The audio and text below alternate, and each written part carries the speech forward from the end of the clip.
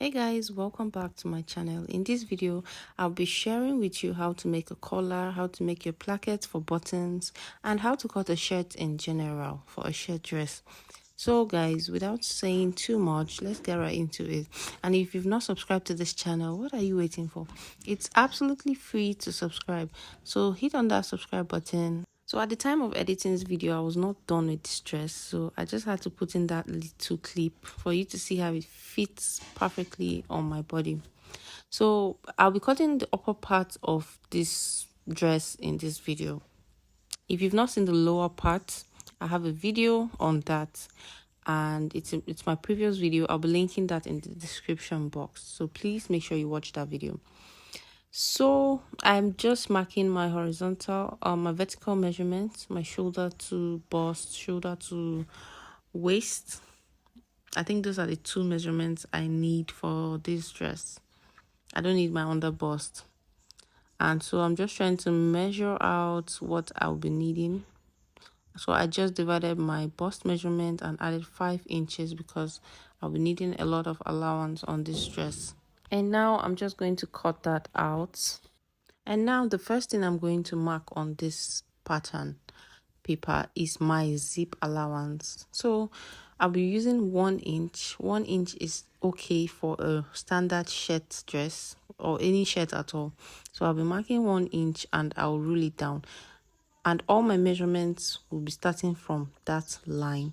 So I'm just trying to label this button and I'll start taking my measurements from this point, that point there. So I'll take my shoulder measurement divided by 2, which is 7.5 inches, and I'm just going to mark that. But if you look at that dress, you notice that the shoulder falls off a bit, which means I'll be adding some inches. I'll be adding 2 inches to my shoulder measurement because I want it to be bigger. And guys, after doing that, I'm just going to go down by 1 inch at that point for my shoulder slant. And to connect that to the neckline, I'll just have to mark my neckline measurement. And this is a shirt, so we do not need our width to be so wide.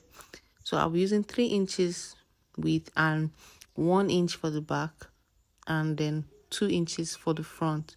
So this means that I'll be cutting out the back first before I cut out the front. So I'm just going to connect those lines together to create my neckline. So after doing that, I'm just going to take the measurement I have on that start line and transfer it to my bust line so that I can create my armhole.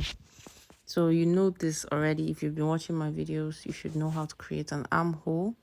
And guys, I'm just going to mark my bust measurement divided by 4. And if you look at that picture, you would observe that the bust area is not tight, it's not fitted. So I'm going to add 1 inch to my bust measurement. So this is what it looks like. It's free on that part. So I'll be adding 1 inch to my bust measurement, and I'll also add half of an inch to my armhole measurement.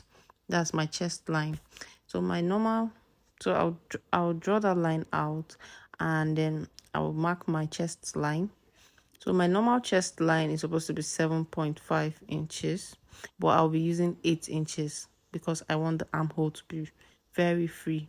So I'm not going to be connecting this armhole on camera because I have so many videos of that. Now to mark my waist measurement, I'm just going to use the measurement on my bust because I want to make pleats on that waist area, just as you can see in that picture. So I'll mark whatever I have on the bust, I'll just mark it down so that when I pleat it, it will give me back my normal waist measurement. So once that is done, guys, I'm just going to connect all the markings I have made, and then I will cut out this pattern. So please take note of the fact that I'll be cutting out the back armhole first before I cut out the front, and then I'll be cutting the back neckline first before I cut out the front neckline. So at the shoulder area, I'm going to add half of an inch because this is important so that I do not take from my measurements. And after cutting, this is what I have. This is the back part of this dress. As you can see, I folded in the button allowance because there's no button allowance at the back part of this dress. Also, the back piece is on a fold, so the back neckline also is higher than the front neckline. So this is just how I cut it, and the armhole also, it comes out more than the front. And now this is the front. The front is cut out in pieces because the front obviously is going to be open. So as you can see, I have two pieces there, and I'm just going to place the pattern so that I can show you now. So you can see the button allowance I cut out for the front because this is where we'll be having the button. And like I said, the neckline for the front is 2 inches depth, and this is what it looks like, guys. Then another thing to do is to mark your bust span measurement, also known as nipple to nipple. So mine is 4 inches. I marked that because it's going to help me with my pleating. So I made a notch at that point, at the back and at the front pattern. So when I pleat, this is what it's going to look like at that point. So the notch is just like a guide. So this is me just trying to show you again that the back piece is on a fold. So do not make the mistake of cutting it in pieces. And now to create pleats for this dress, it's not such a big deal. I'm just going to mark the measurement I have on the waist area and take out my button allowance. So I put 1 inch for the sewing allowance of this dress. So I'm going to mark it there. Then I'll also mark my 1 inch button allowance. So I'm just going to take that out, and then I'll work with what is left. So I'll just mark what I have there. My normal waist measurement divided by 4 is 7.5. So I'm going to pleat that 10 inch I have there to 7.5 inches. So that is just the main goal.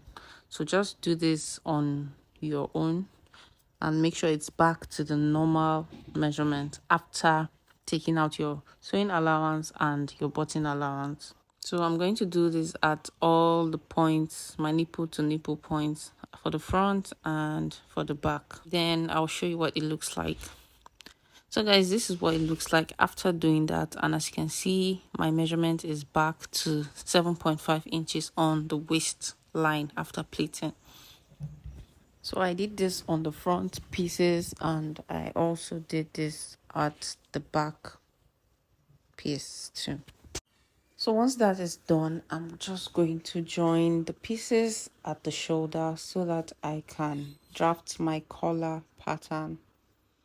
So I'll just place that on each other, front facing front, and then I'll join it and give this a good press. So before I draft my collar, I'm just going to make my placket for the button.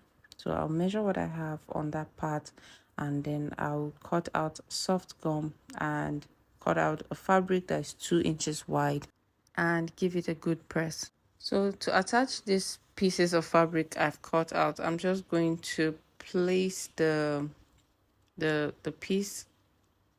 I'm going to place the right side and under the wrong side. So just watch what I'm doing so you understand what I'm trying to explain. Then I'll just attach it like that. So after attaching it, this is what it looks like. I'll cut out the excess and then I'll turn it over to the front. So I'll fold that to meet the middle line I made through ironing, and then I'll fold it again and make a top stitch.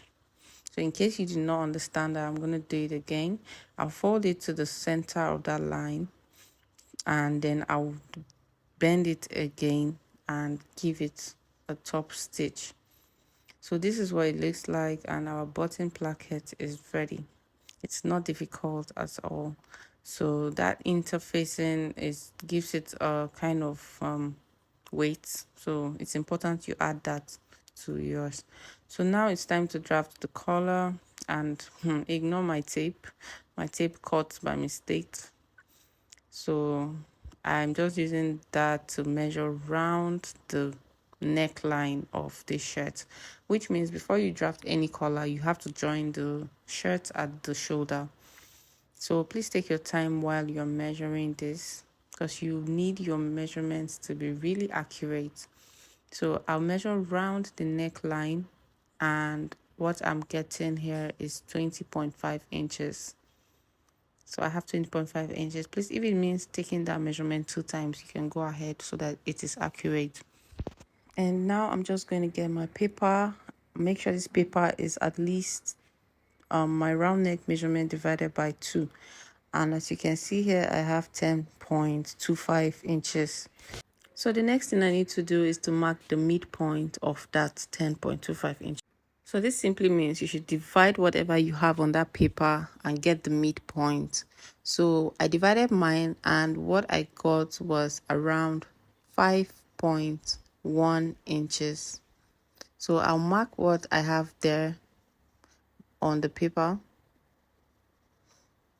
I'm just going to mark the midpoint of this paper, and mine is 5 point, so it's around 5.1 inches, like that.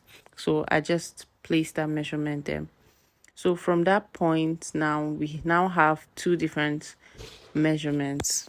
And now at that point, I'm just going to go up by 1 inch for the collar stand, and I'm going to connect this to that midpoint we marked. And after doing that, I'm just going to use my tape to ensure that I still have my half. What I have there is still on that line after going up.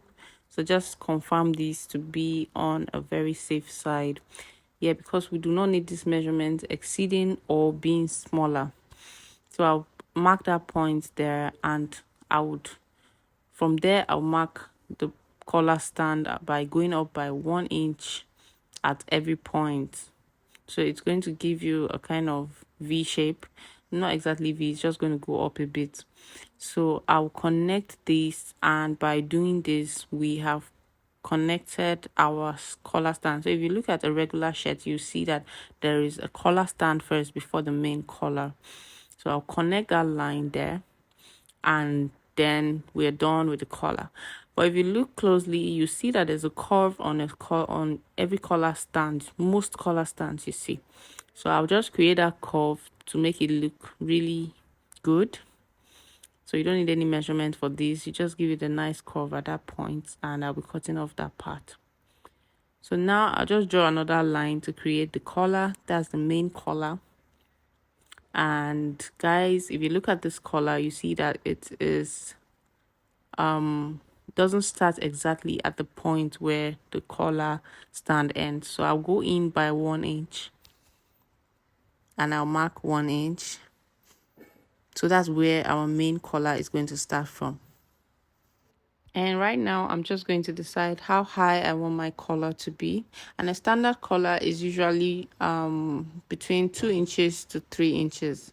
So for mine, I'm going to use 2.5 inches because I want it higher than the regular shirt I just showed you guys. So I'll make mine 2.5 inches. And another thing about collars is that you notice a slight sharp edge on them. They are not exactly high straight up. You see that they point out a bit. So to get that slight curve, I'm just going to go out from that point by 1/2 of an inch. Yeah, you can actually go out by even 1 inch if you want it really sharp and pointy. So but mine, I'll just be using 1/2 of an inch, and this is just fine for me, or 0.75 inches. And I'll connect it back to that point. So make sure you connect it back to that point. So this is to give that pointy edge. And once that is done, the next thing to notice is that the collars are really not the same length at the center. It goes down a bit at the center point. So at the center point, I'm just going to reduce the measurement by 1/2 of an inch, which means I'll mark 2 inches at the center point and connect it back to the 2.5 inches I marked initially. So this is to give it that little slant.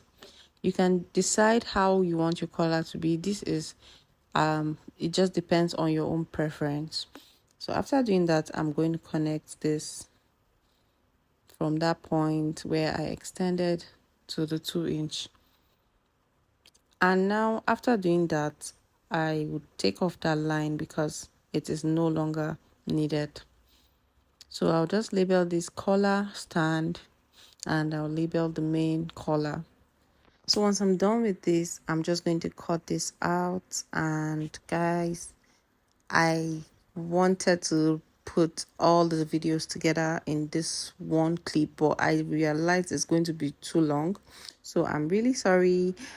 I would be uploading how to sew these in my next video. So you really want to stick around by subscribing, liking this video. Please like this video so that it would be recommended to whoever needs it. So please stay tuned. I would be uploading how to sew the collar in the next video. Thank you and bye.